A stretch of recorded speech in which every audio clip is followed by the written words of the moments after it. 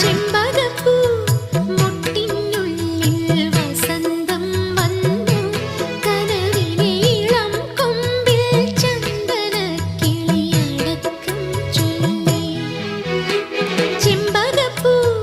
മൊട്ടിനുള്ളിൽ വസന്തം വന്നു കനവിനീളം കൊമ്പിൽ ചന്ദനക്കിളിയടക്കം ചൊല്ലി പുതുമഞ്ഞു തുള്ളിയിൽ വാർമഴവില്ലുണർന്നേ ഇന്നു കരളിൽ അഴകിന്റെ മധുരമൊഴുകിയ മോഹാലസ്യം ഒരു സ്നേഹാലസ്യം